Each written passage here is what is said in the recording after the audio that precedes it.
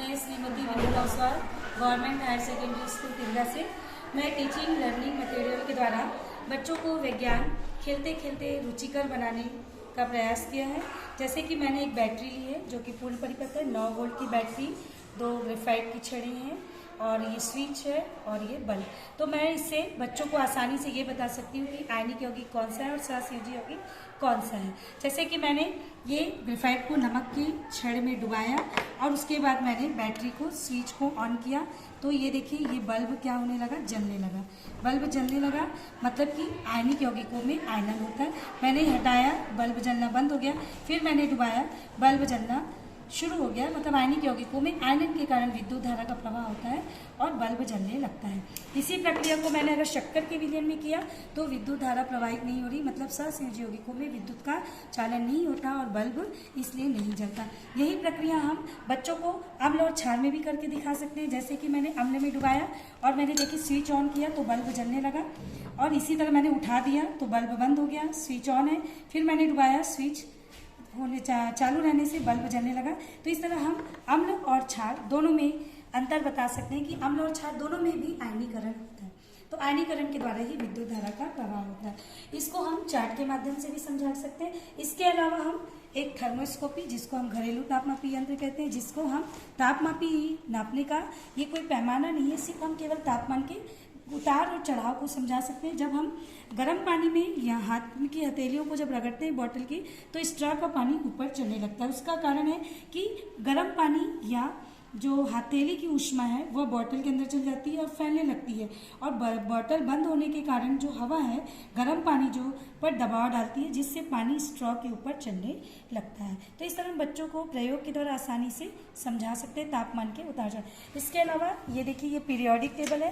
Periodic table आवर्त सारणी को हम बच्चों को आसानी से इस मॉडल के द्वारा आसानी से समझा सकते हैं। देखिए जैसे मैंने 18 डंडे खींचे जो कि ऊर्ध्वाधर खाने में, मतलब ये 18 वर्गों में बांटा गया है तत्वों को। और इसी प्रकार से जब हम बाएं से दाएं जाते हैं तो ये देखिए आवर्त में 7 आवर्त में बांटा गया है। तो बच्चों को हम खेल खेल में आसानी से समझा सकते हैं कि कौन से वर्ग में कौन से तत्व हैं।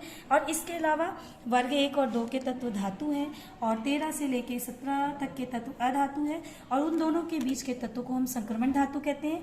उनको आवर्त सारणी में आसानी से खेल खेल से समझा सकते हैं। इसके अलावा हम संक्रमण आवर्त सारणी में जो नीचे तत्वों को स्थान दिया गया है उसको हम अंतर संक्रमण तत्व कहते हैं। इसको भी हम बच्चों को आसानी से खेल खेल से समझा सकते हैं। इसके अलावा हम बच्चों को रासायनिक सूत्र बनाने में बहुत परेशानी होती है, जिसको हम आड़ा तिरछा विधि से खेल खेल में बच्चों को समझा सकते हैं।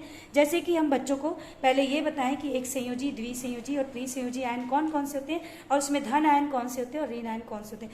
ये अगर बच्चों को मालूम है तो आसानी से हम रासायनिक सूत्र को बता सकते हैं। जैसे फॉर एग्जाम्पल हमको एल्यूमिनियम का सल्फेट का सूत्र बनाना है तो हम एल्यूमिनियम का संकेत Al लिखेंगे, सल्फेट का संकेत SO4 लिखेंगे और एल्यूमिनियम के सामने उसके ऊपर संयोजकता 3, सल्फेट की संयोजकता 2 लिखेंगे। फिर हम आड़ा तिरछा से 2 को इधर ले आए, 3 को इधर, तो हम देख रहे हैं एल्यूमिनियम के नीचे 2 लिखा है, मतलब एल्यूमिनियम का सूत्र जब लिखेंगे तब Al2 लिखेंगे और SO4 के सामने 3 लिखा है तो हम SO4 थ्राइस लिखेंगे। इस प्रकार हम बच्चों को आसानी से रासायनिक सूत्र खेल खेल में सिखा सकते हैं। इसी प्रकार से देखिए हम सोडियम सल्फेट को समझा सकते हैं। सोडियम का संकेत Na, उसकी संयोजकता 1, सल्फेट की संयोजकता 2 और उसका सूत्र SO4। अब हम आड़ा तिरछा से करेंगे तो 2 यहाँ आ गया, 1 यहाँ आ गया।